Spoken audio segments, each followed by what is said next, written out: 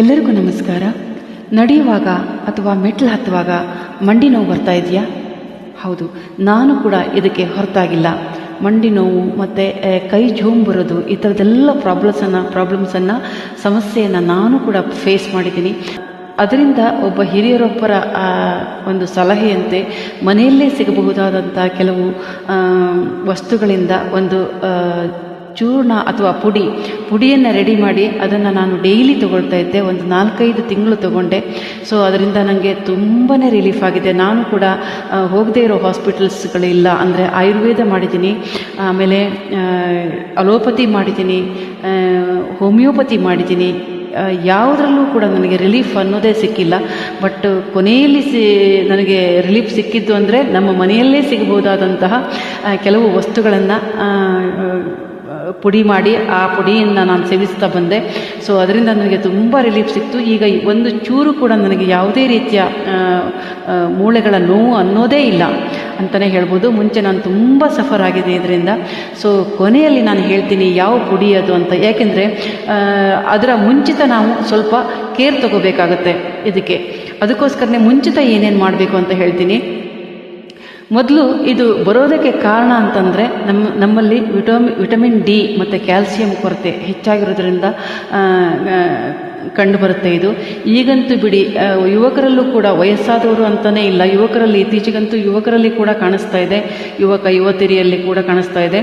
ವಯಸ್ಸಾದ ಮೇಲೆ ಇದು ಬರೋದು ಕಾಮನ್. ಯಾಕಂದರೆ ವಯಸ್ಸು ಹೆಚ್ಚಾದ ಹಾಗೆ ಕಾರ್ಟಿಲೇಜ್ ನಿಧಾನವಾಗಿ ಸವದು ಹೋಗ್ತಾ ಇರುತ್ತೆ. ಸೊ ಅದರಿಂದ ವಯಸ್ಸಾದವರಲ್ಲಿ ಕಾಮನ್. ಬಟ್ ಇತ್ತೀಚೆಗಂತೂ ಯುವಕರಿಗೆ ಜಾಸ್ತಿ ಬರ್ತಾ ಇದೆ. ಅಂದರೆ ಒಂದೇ ಭಂಗಿಯಲ್ಲಿ ಕುಳಿತಿರ್ತಾರೆ ಹೆಚ್ಚು ಸಮಯ ಅಲ್ವಾ, ವ್ಯಾಯಾಮ ಮಾಡಲ್ಲ, ಮತ್ತು ಜಂಕ್ ಫುಡ್ಡನ್ನು ಹೆಚ್ಚಾಗಿ ತಿಂತಿರ್ತಾರೆ. ತೂಕವನ್ನು ಅದರಿಂದ ಏನಾಗುತ್ತೆ ಅಂದರೆ ದೇಹದ ತೂಕ ಅತಿ ಹೆಚ್ಚಾಗುತ್ತೆ. ಸೊ ಅದರಿಂದ ಕೂಡ ಮಂಡಿ ನೋವು ಬರೋ ಚಾನ್ಸಸ್ ಇದೆ. ಅದರಿಂದ ನಾವು ಮೊದಲು ಏನು ಮಾಡಬೇಕಂದ್ರೆ ನಾನು ಹೇಳುವ ಆ ಪುಡಿಯನ್ನು ತಗೊಳ್ಳೋಕ್ಕಿಂತ ಮುಂಚೆ ಕೆಲವು ಮುನ್ನೆಚ್ಚರಿಕೆಗಳನ್ನು ನಾವು ತಗೋಬೇಕಾಗುತ್ತೆ.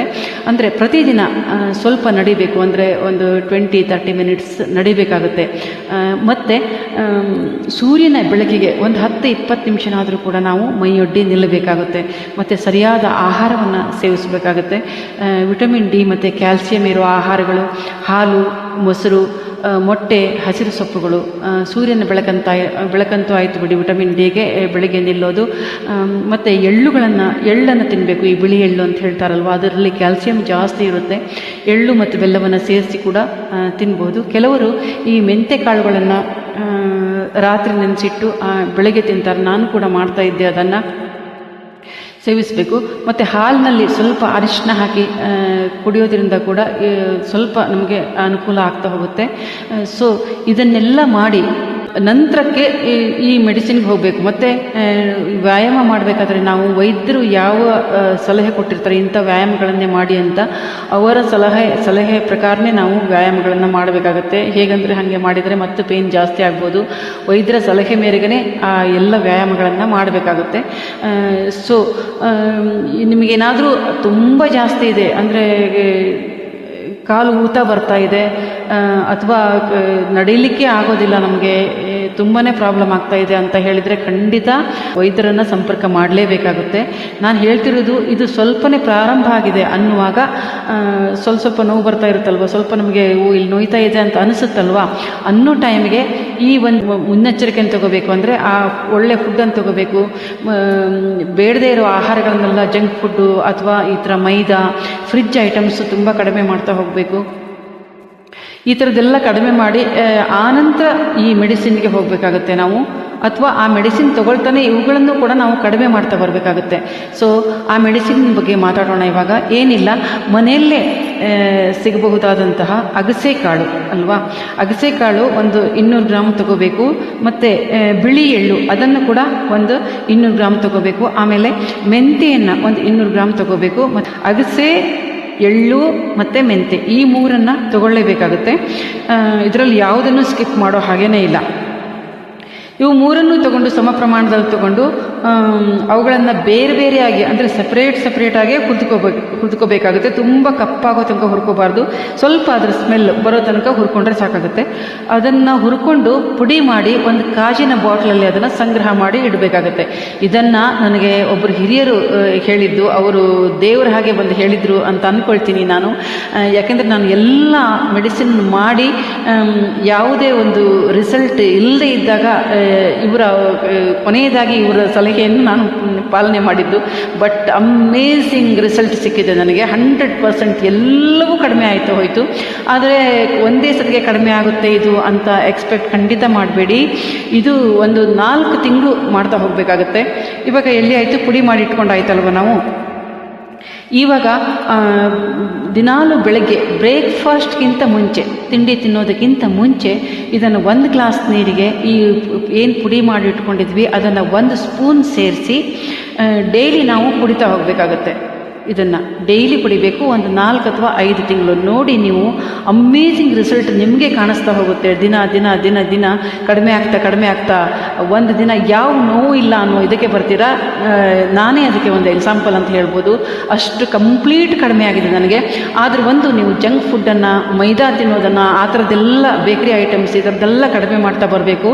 ಮತ್ತು ದಿನವೂ ಒಂದು 20-30 ನಿಮಿಷ ನಡಿಲೇಬೇಕು. ಇದು ಕಂಪಲ್ಸರಿ ನಡಿಲೇಬೇಕು. ಯಾಕೆಂದರೆ ನಮಗೆ ಅಷ್ಟಾದರೂ ಎಕ್ಸಸೈಸ್ ಬೇಕೇ ಆಗುತ್ತೆ. ಸೊ ಇದನ್ನು ಮಾಡಬೇಕು. ಮತ್ತು ಈ ಫ್ರಿಡ್ಜ್ ಐಟಮ್ಸ್ಗಳನ್ನು 2-3 ದಿನ ಇಟ್ಟು ತಿನ್ನೋದು, ಆ ಥರದ್ದೆಲ್ಲ ಕಂಪ್ಲೀಟ್ ಕಡಿಮೆ ಮಾಡ್ತಾ ಹೋಗಬೇಕು. ಮತ್ತು ಸೂರ್ಯನ ಬೆಳಕು ಕಂಪಲ್ಸರಿ ಒಂದು 20 ನಿಮಿಷ ನೀವು ನಿಲ್ಲಬೇಕಾಗುತ್ತೆ. ನಾನು ಇದನ್ನೆಲ್ಲ ಪಾಲನೆ ಮಾಡಿ ಆಮೇಲೆ ಅವರು ಹೇಳಿದ ಆ ಪುಡಿಯನ್ನು ಮಾಡ್ತಾ ಹೋದೆ. ಕಂಪ್ಲೀಟ್ ನನಗೆ ಗುಣ ಆಗಿದೆ. 100% ರಿಸಲ್ಟ್ ಇದೆ ಇದರಲ್ಲಿ. ಸೊ ಹಿಮ್ಮಡಿ ನೋವು ಅಲ್ಲದೆ, ಇದು ಜಾಯಿಂಟ್ಸ್ ಪೇನ್ ಅಲ್ಲದೆ, ಮಂಡಿ ನೋವು, ಈ ಥರ ಯಾವುದೇ ಪೇನ್ ಇರಲಿ, ನನಗೆ ಅದ್ರ ಜೊತೆಗೆ ಕೈ ಜೋಮ್ ಕೂಡ ಇತ್ತು. ನನಗೆ 2 ವೀಲರ್ ಓಡಿಸೋಕ್ಕೆ ಆಗ್ತಿರ್ಲಿಲ್ಲ. ಒಂದು 10-15 ನಿಮಿಷ ರೈಡ್ ಮಾಡ್ಕೊಂಡು ಹೋಗ್ತಿರ್ತೀನಿ. ಆದರೆ ಕೈ ಜೋಮ್ ಬಂದು ನನಗೆ ಓಡಿಸೋಕ್ಕೆ ಆಗ್ತಿರ್ಲಿಲ್ಲ. ಅಲ್ಲಿಗೆ ಸ್ಟಾಪ್ ಮಾಡಿ ನಿಂತ್ಕೊಂಡ್ಬಿಡ್ತಾ ಇದ್ದೆ. ಅದು ಎಷ್ಟು ಬೇಸರ ಆಗ್ತಿತ್ತು ಅಂತಂದರೆ, ಯಾಕಾದರೂ ಲೈಫ್ ಇದೆಯಪ್ಪ ಅಂತ ಅನ್ನಿಸ್ತಾ ಇತ್ತು. ಅಷ್ಟೊಂದು ಹಿಂಸೆ ಆಗ್ತಾಯಿತ್ತು. ಅದೆಲ್ಲ ಅನುಭವ ನನಗಿದೆ. ಮಂಡಿ ನೋವು, ಹಾಗೆ ಕೈ ಜೋಮ್ ಹಿಡಿಯೋದು, ಅದೆಲ್ಲ ಅನುಭವಿಸಿ ಅದರಿಂದ ಈಗ ಹೊರಗಡೆ ಬಂದಿದ್ದೀನಿ ನಾನು ಕಂಪ್ಲೀಟ್. ಸೊ ಇದನ್ನೆಲ್ಲ ನಾನು ಹೇಳಿರೋ ಅದೆಲ್ಲ ಕಡಿಮೆ ಮಾಡ್ತಾ ಈ ಮೆಡಿಸಿನನ್ನು ತಗೊಳ್ತಾ ಬನ್ನಿ. ನೋಡಿ, ನೀವೇ ಹೇಳ್ತೀರಾ, ಖಂಡಿತ 100% ಸತ್ಯ ಅಂತ ಹೇಳ್ತೀರಾ. ಸೊ ಈ ಮೆಡಿಸಿನನ್ನು ಖಂಡಿತ ಮಾಡಿ. ತುಂಬ ಹಿಂಸೆಯಿಂದ ಬಳಲ್ತಾ ಇರೋ ಎಲ್ಲ ಜಾಯಿಂಟ್ಸ್ ಪೇನ್ಸ್ ಎಲ್ಲ ಕಡಿಮೆ ಆಗ್ತಾ ಹೋಗುತ್ತೆ. ಸೊ ಅಂಥವ್ರಿಗೋಸ್ಕರ ಈ ವಿಡಿಯೋ ತುಂಬ ಹೆಲ್ಪ್ಫುಲ್ ಆಗಿದೆ ಅಂತ ಭಾವಿಸಿದ್ದೀನಿ. ನಿಮಗೆ ಇದು ರಿಸಲ್ಟ್ ಸಿಕ್ಕ ಮೇಲೆ, ಅಂದರೆ ಒಂದು 4-5 ತಿಂಗಳು ತೊಗೊಂಡ ಮೇಲೆ, ರಿಸಲ್ಟ್ ಸಿಕ್ಕಿದ ಮೇಲೆ ಬೇಕಾದರೆ ನೀವು ಇದನ್ನು ಬಿಟ್ಬಿಡ್ಬೋದು. ನಾನಿವಾಗ ತೊಗೊಳ್ತಾ ಇಲ್ಲ. ಆ್ಯಕ್ಚುಲಿ ನಾನಿವಾಗ ಅದನ್ನು ಬಿಟ್ಟುಬಿಟ್ಟಿದ್ದೀನಿ. ಅಂದರೆ ನನಗೆ ಈಗ ಯಾವುದೇ ಪೇನ್ ಬರ್ತಾ ಇಲ್ಲ. ಸೊ ಅದರಿಂದ ನಾನು ಅದನ್ನು ತೊಗೊಳ್ತಾ ಇಲ್ಲ ಇವಾಗ. ಸೊ ಇದನ್ನು ಖಂಡಿತ ಮಾಡಿ. ಆ ಪೇನಿಂದ ಹೊರಗಡೆ ಬಂದೇ ಬರ್ತೀರಾ ಅನ್ನೋ ನಂಬಿಕೆಯಿಂದ ವಿಡಿಯೋ ಮಾಡಿದ್ದೀನಿ ನಾನು. Thank you so much for watching. ಧನ್ಯವಾದಗಳು.